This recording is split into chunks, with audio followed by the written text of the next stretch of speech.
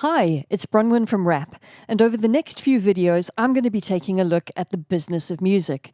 Now, this video is all about metadata.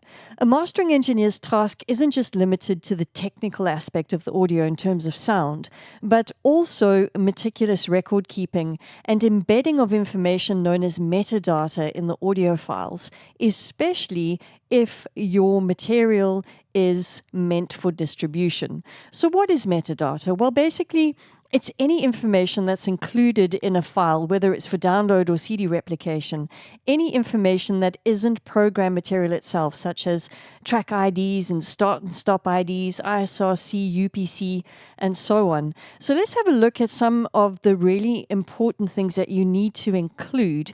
And this is apart from the name of the artist, the name of the track, the album, the year, the engineer, the producer, the publisher, and so on.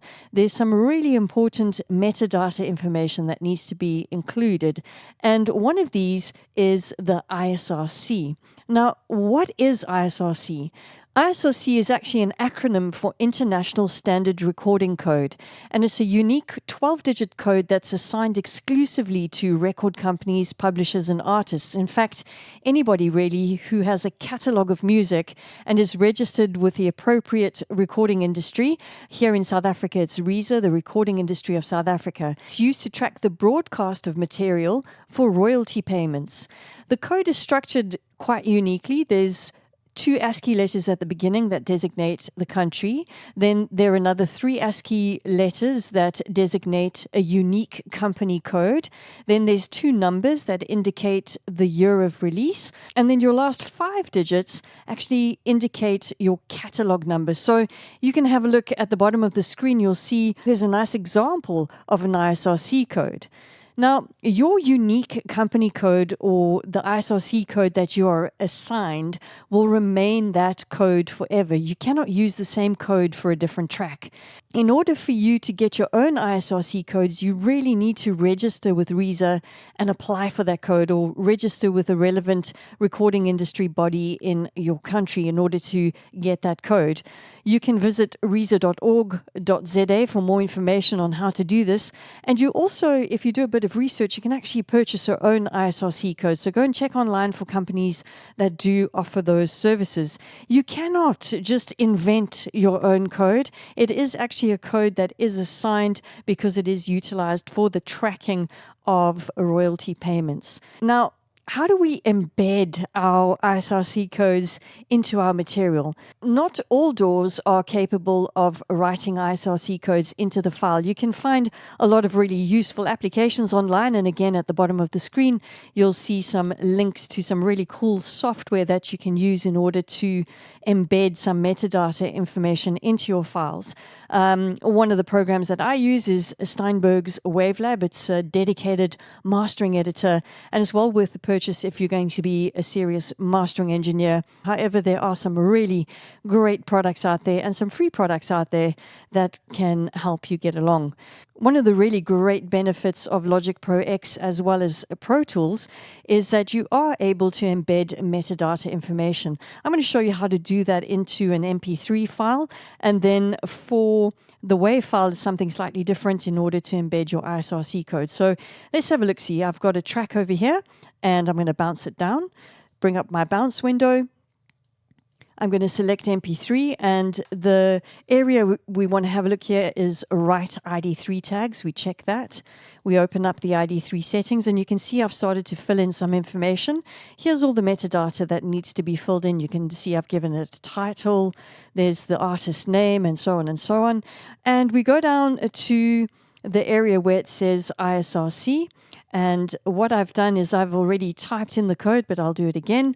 I'll type in ZA-RAP-20-00001 as my ISRC code. It's just a demo code. Remember, you cannot make up your own codes.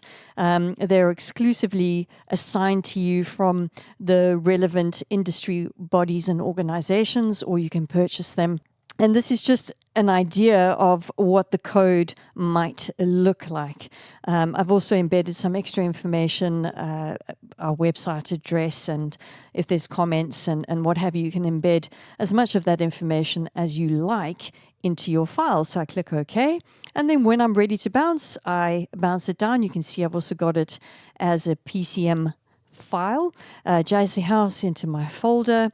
I'm going to just add here, I'm going to say with metadata, and I'm going to make it nice and big so I remember. And there it is. As simple as that, the file will have all of that information embedded in it.